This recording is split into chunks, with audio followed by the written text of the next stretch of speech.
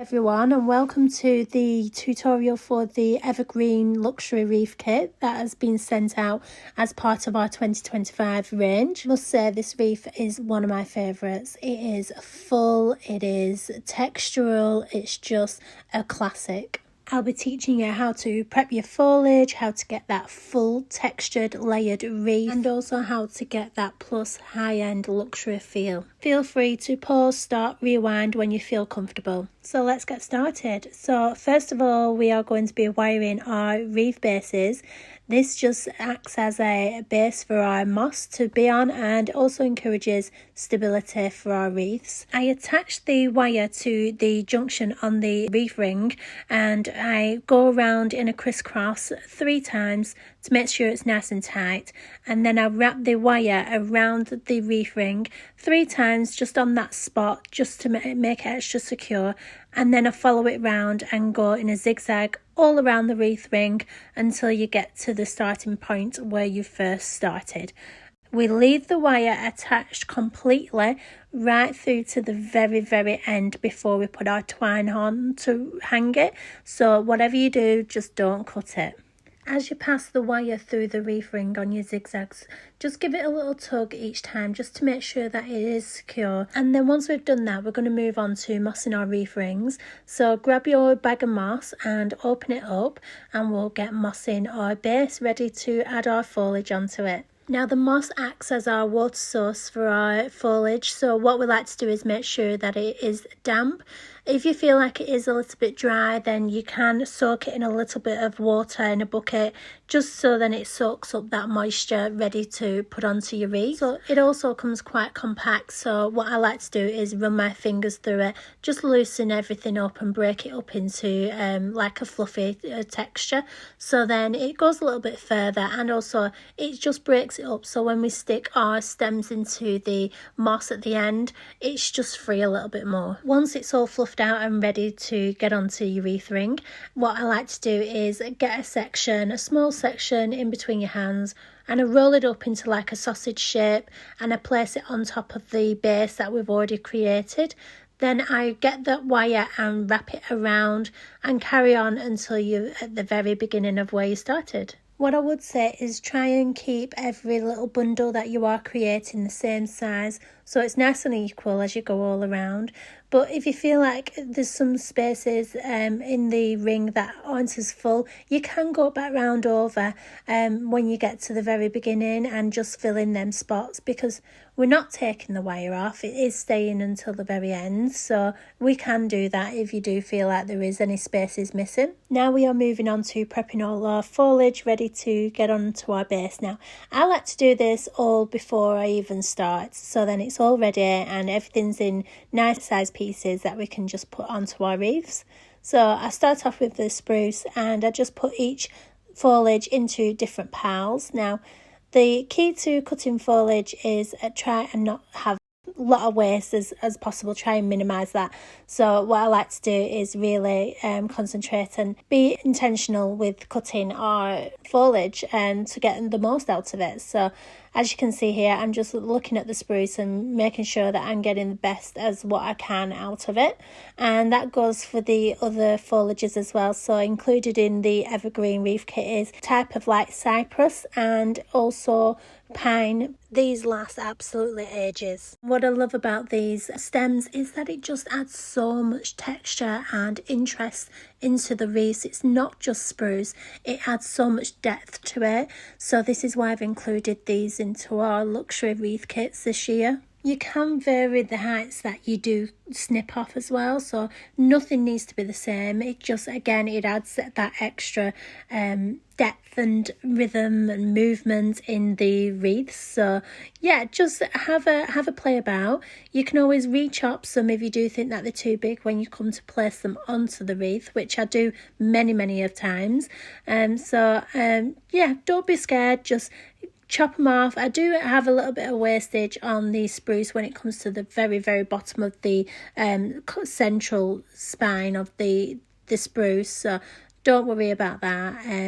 Yeah, and then we're on to the cypress. Now this I absolutely love. Some of them you might even get some of the balls on the foliage. So again, that just adds so much interest into these wreaths, and it's incredible to include these. So it makes every single one unique and different. But be warned, they are incredibly sappy, these stems, so your hands are going to get a little bit sticky. But a top tip for you, if you do find that your hands are really sticky and you're unable to carry on working, you can wash them in a little bit of olive oil and your regular hand soap. You can even put a little bit of salt in that as well, so then it makes an exfoliator and it'll come right off. It works a treat. So anyway, I'm going to let you get on with cutting these stems ready for putting on your wreath rings. So come back when you're ready and we'll go through that.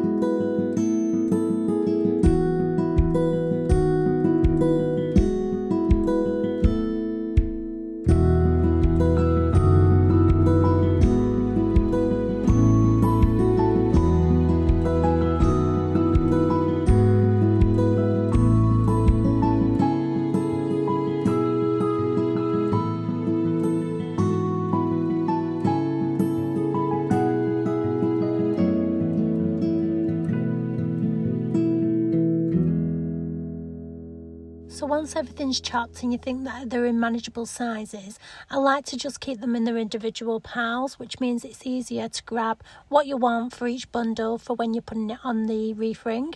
Do remember though, you don't need to have the same for every single bundle. It is quite nice to mix and match things, so then it adds that extra depth and texture to each bundle. You can mix and match, you don't need to put the same in every single bundle. Now have a think about whether you want to start with the wreath on your right hand side or your left hand side, because each person is different. You might feel it more comfortable to work from one side to another. So I like to work with the wire to my right hand side and I work clockwise.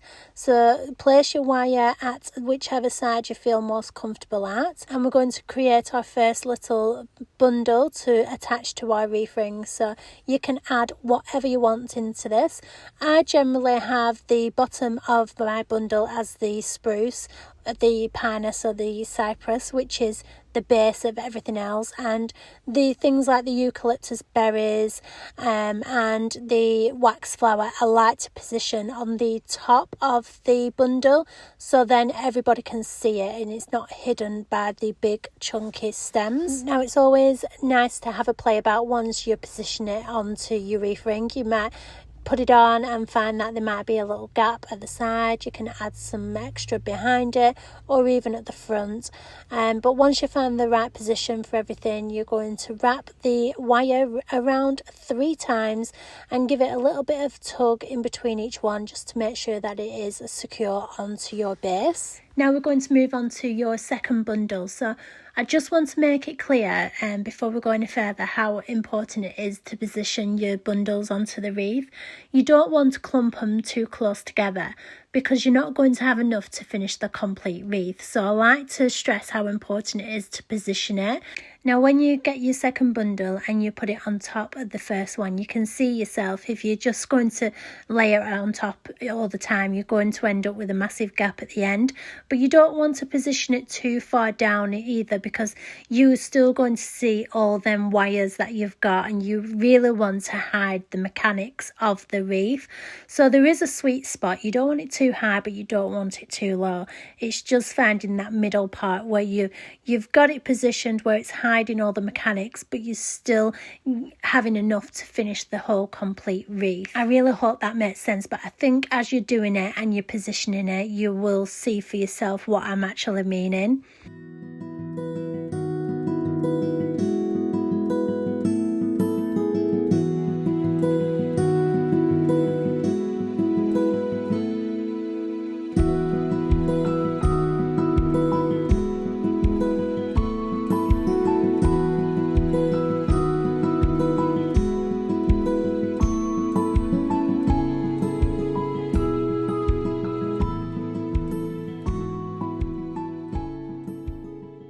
You can see here a bit more clearer what I'm meaning by the mechanics and the wires. So we want to be hiding that when we're positioning our bundles onto the wreath ring. As I'm going around as well, I'm actually changing some positions of some stems which I feel might position better somewhere else. So it is just having a look before you secure it on, just to see if the positioning's right for the feel that you want.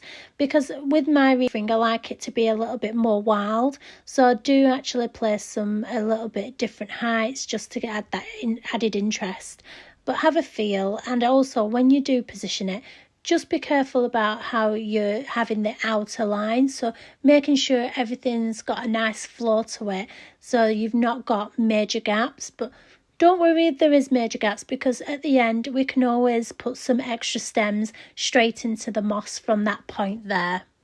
And similar, if you do have some extra long bits when you get to the end, you can trim them down as well. It works both ways. So about midway point, I just like to have a look and see how it's turning out. So lift it up, or you can pop it on the floor if you want a bird's eye view, just so then you can feel a bit of a rhythm going and see if there's anything missing, if you need to add something. And it's a good point just to check in and make sure it's going the way that you want it. So what we need to do is just carry on with these little bundles and attaching them onto the moss base using the wire and wrapping it around 3 times.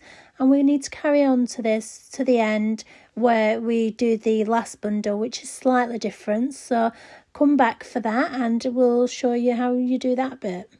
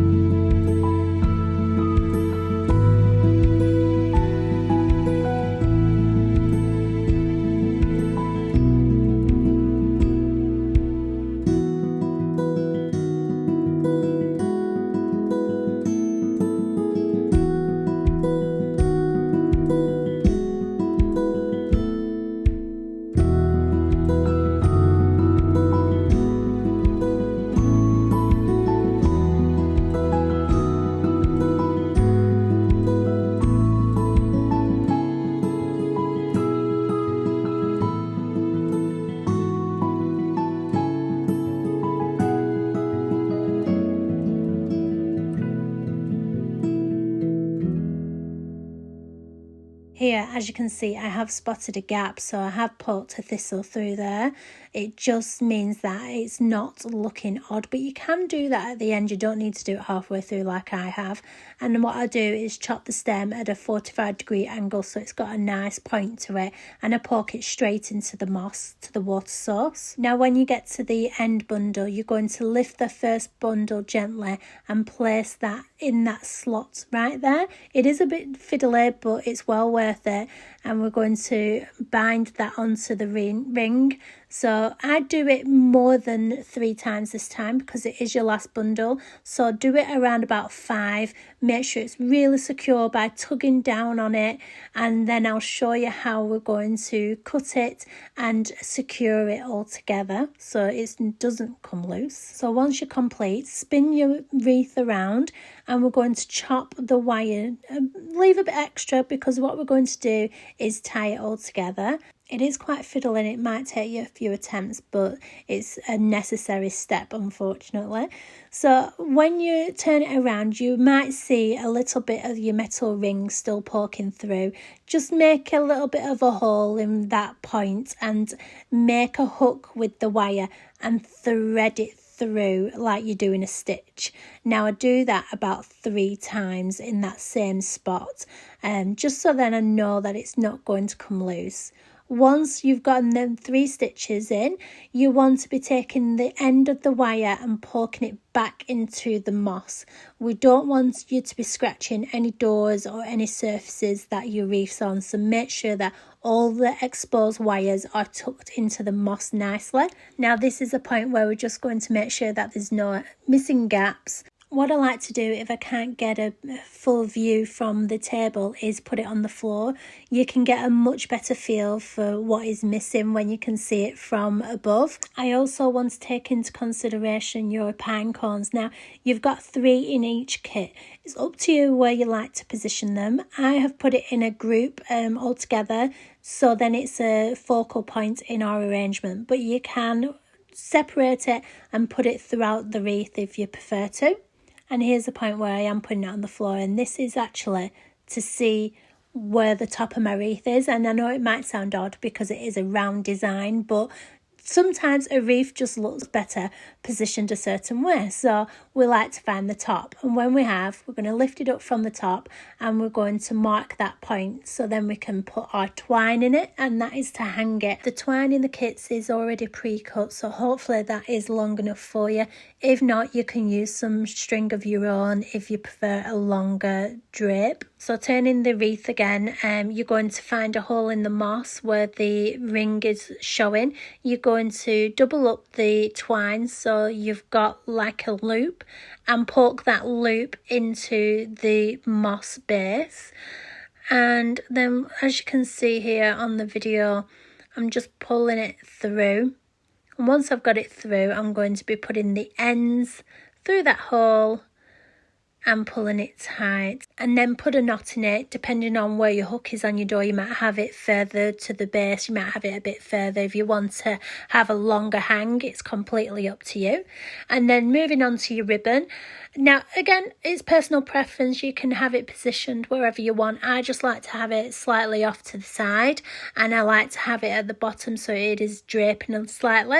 I'm just trimming the edges just to make sure they're nice and smooth, and doing a little bow, just something simple. What I like to do is use a little bit of the wire that we were using to tie everything together, chop a little bit of that off, and I poke it through the bow and twist it to then stick into the moss base. I mean, I'll show you on this video what I mean by that. It may take a few attempts to actually try and get the moss because it's quite a full wreath. There's a lot of stems in it, so you might just have to have a feel around and see if you can get to that moss.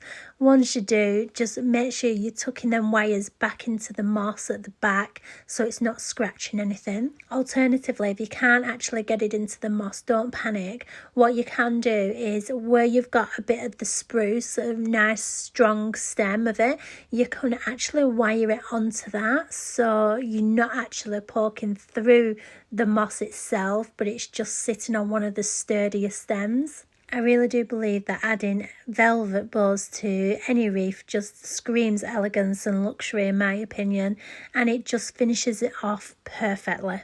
And by this point you should be done. I really do hope that you've enjoyed wreath making with me today, and I hope to see you back next year. We do them every single year. We love wreath making. It is one of my passions. I think it encourages me to slow down and enjoy the festive period. And I can't describe the sense of pride knowing that your wreath is on the door and you see it every day. It's just lovely, and I hope you all have a lovely, wonderful Christmas and New Year, and we hope to see you soon for more of our seasonal wreath kits.